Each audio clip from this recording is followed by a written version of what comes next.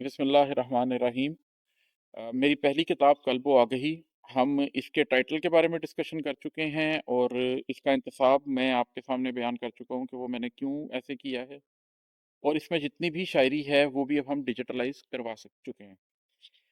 مجھ سے کہا گیا کہ اس کا حرف آغاز بھی ایک ویڈیو بنا دیں، کہ حرف آغاز بھی پڑھ کے سنا دیں، تو وہ میں اب آپ کو پڑھ کے سنا رہا ہوں۔ قلب و آگہی کا حرف آغاز۔ یہ کتاب میری تخلیقی زندگی کے 7 خشک سالی کے برسوں اور ایک رس نچوڑنے کے سال کا نتیجہ ہے۔ عمر کے پہلے 31 سالوں میں جو کچھ میں نے تحریر کیا وہ میرے ہاتھ میں نہیں ہے، بیشتر دانستہ اور کچھ نادانستہ۔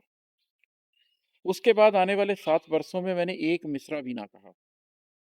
اس 7 سالہ زندگی کا احوال ایک تفصیلی ذکر کا محتاج ہے، سو اس تذکرے کو کبھی اور کے لیے اٹھاتے ہوئے یہاں صرف اتنا ہی کہنے پر اکتفا کرتا ہوں کہ قلب شاید کیفیت اظہار سے زیادہ کیفیت جذب میں تھا۔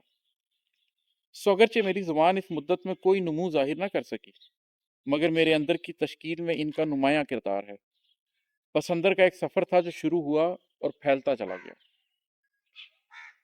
میں نہیں جانتا تھا کہ عسیٰ ربی ان یہدینی سواء السبیل سے شروع ہونے والا یہ سفر اتنا لمبا، پرپیچ اور حیران کن ہوگا، مگر اپنی زندگی کے مدین کا رخ کرتے وقت کسے معلوم ہوتا ہے کہ کتنے ماہ و سال اور کتنے سنگ میل آئیں گے چوٹی پہ آگ دیکھنے سے قبل، بلکہ کسے معلوم ہوتا ہے کہ کوئی چوٹی یا کوئی آگ ہے بھی۔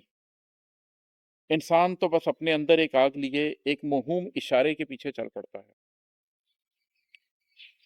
اس سفر نے میری تعمیر بھی کی ہے، تشکیل بھی، مجھے توڑا بھی ہے اور جوڑا بھی۔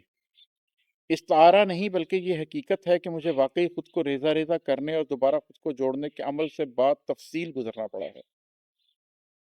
وہ شخص جسے میں برسوں پیچھے چھوڑ آیا تھا نہ تو مانوس لگتا ہے نہ معلوم۔ یہ کچھ سال جگ شناسی سے چلے اور خود شناسی سے ہوتے ہوئے خدا شناسی کی اولین منزلوں تک لے گئے۔ گویا سفر شروع ہو گیا کہ اب خدا شناسی کی آخری منزل تک تو نہ کوئی پہنچا ہے نہ پہنچے گا۔